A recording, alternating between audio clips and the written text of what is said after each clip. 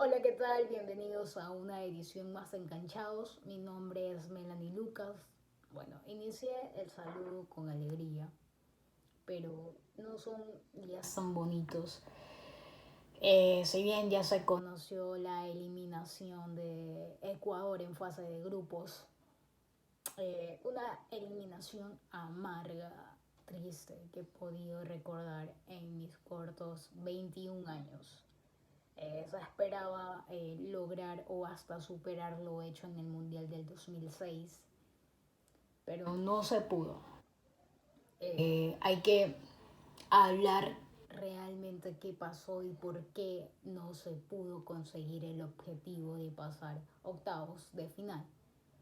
Muchos dirán, sí, Ecuador en sí este proceso estaba para el 2026,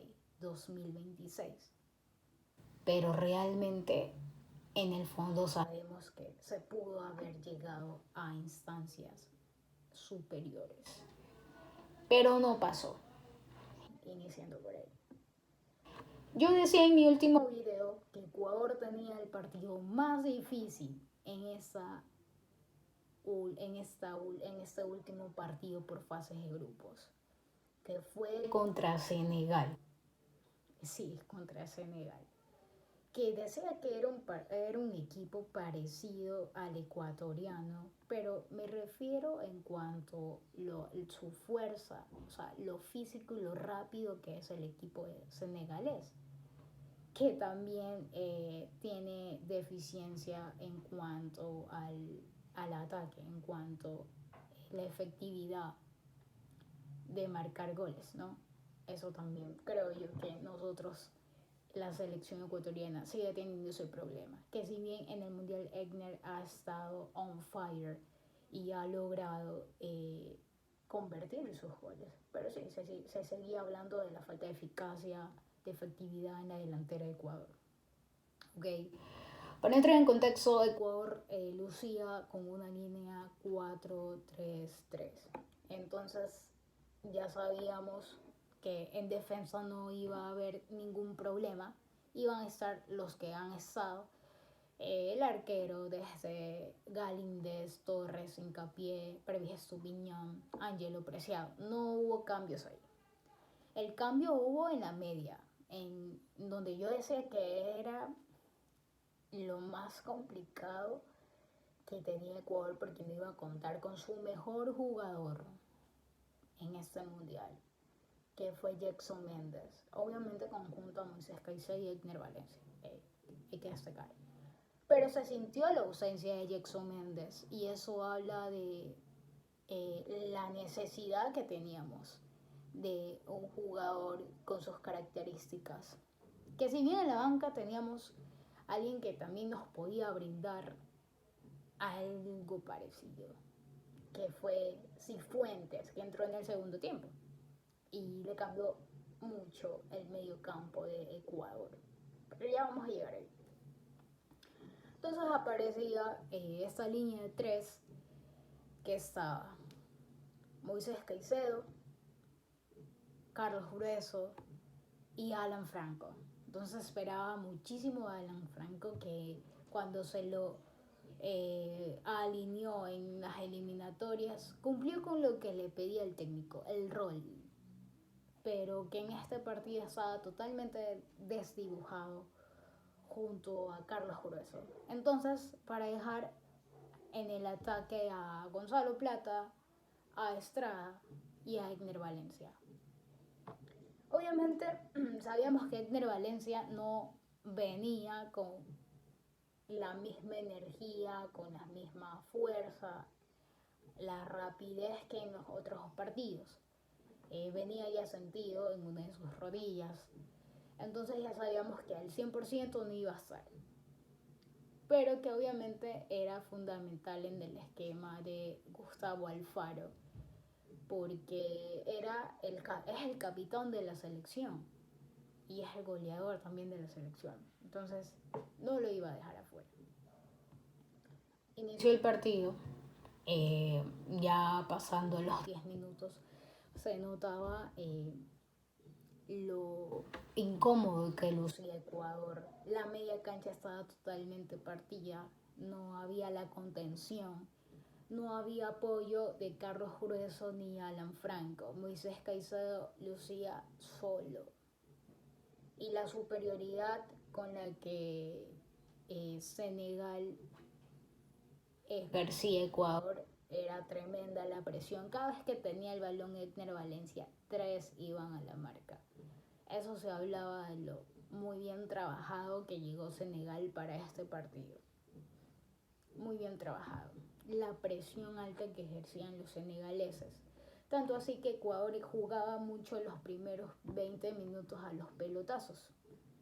No iniciaba desde su defensa, lateral, medio campo, extremo, delantero. No llegaba. No llegaban los balones porque Ecuador no tenía el balón. Cada vez que tenía el balón era en su área, era solo defensas. Y las defensas trataban de abrir el juego, de iniciar con ese primer pase para tratar de que Ecuador genere alguna llegada de peligro. No pasó eso. No teníamos medio campo. Entonces se perdía muy rápido el balón. Senegal jugó a lo que quiso. Llevó el partido más a lo físico, que es donde a la final nos terminó ganando. Le terminó ganando al equipo. Entonces, esa desazón. Okay. Ya eran los primeros minutos. Senegal ya llegaba al arco de Ecuador. Esos disparos iban afuera, pero llegaban. Entonces ya era un mal síntoma que estábamos teniendo, que llegaba a Senegal con peligro y nosotros ninguna vez al arco pateamos en el primer tiempo. Llega el primer gol de Senegal. El primer gol fue por penal. A mi criterio no fue penal. Para mi criterio, hasta el día de hoy me mantengo que no fue penal. Si alguien dice que fue penal, muchísimas gracias, se lo agradezco, está bien. Pero fue hombro con hombro. Por la fuerza de la jugada, dudas un poco, pero fue hombro, no hubo desplazamiento, al menos en la parte de arriba, ¿no? Bueno, se terminó dando el penal, lo cobraron, fue gol. Galíndez prácticamente no se tiró. Siento que pudo haber hecho algo, pero en la repetición se ve que el penal lo pateó bien esquinado, al ras del suelo. Es muy complicado para los arqueros tapar esos tipos de pegadas, se podría decir. Le pegó bien el penal. Termina el primer tiempo, Ecuador se va al descanso con un gol menos, con un gol en contra, 1-0. Inicia el segundo tiempo, inician los cambios, porque se necesitaba hacer cambios. Habíamos perdido la media cancha, no había contención, no había nada. La media cancha partida. No estaba el alma del equipo. Fin. Se replanteó, pasaron a jugar a 4-4-2. Sí, 4-4-2.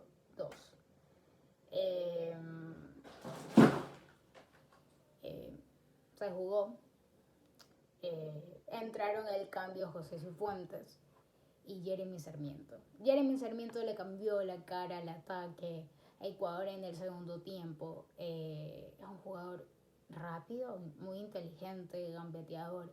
Muchos también querían el que entra Ángel Mena, que también era muy válido, podía haber entrado en el partido.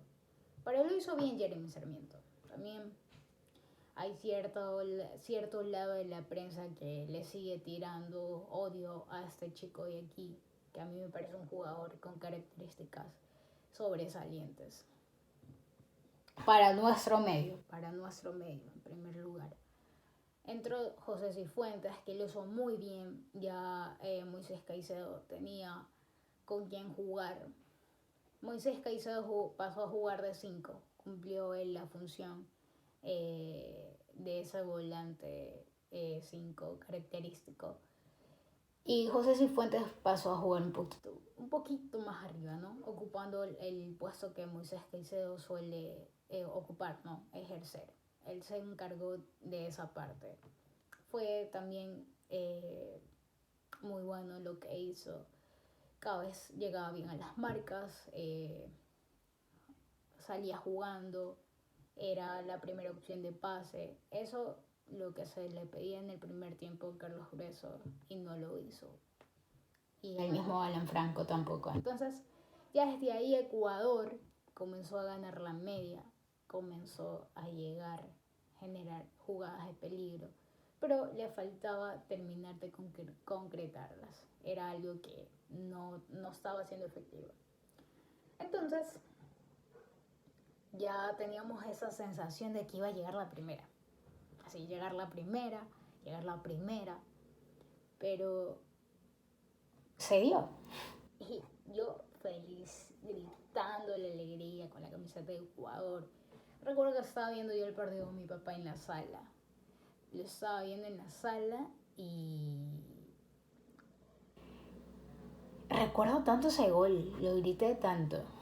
Y yo decía, bien, bueno, se viene el segundo, se viene el segundo, se viene el segundo.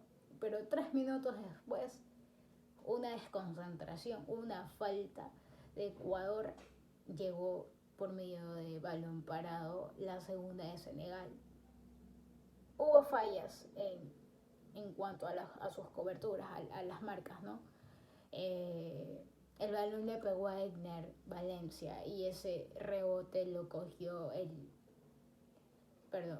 le llegó, hay que hablar también con ese sentido, le llegó a Koulibaly y él solo la tuvo que empalmar.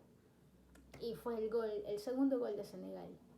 Fue un balde de agua fría para nosotros, porque recién Ecuador hacía el gol. Si en unos 5 minutos Ecuador mantenía ese empate, yo sentía que Ecuador sí podía haber llegado a más. Y Ecuador sigue intentando. Y ahí comenzó, por decir así, bueno, ¿qué hace Gustavo Alfaro? ¿Qué hace por conseguir el empate? Aquí necesitamos cambios. Y comenzó a hacer cambios que uno no entendía.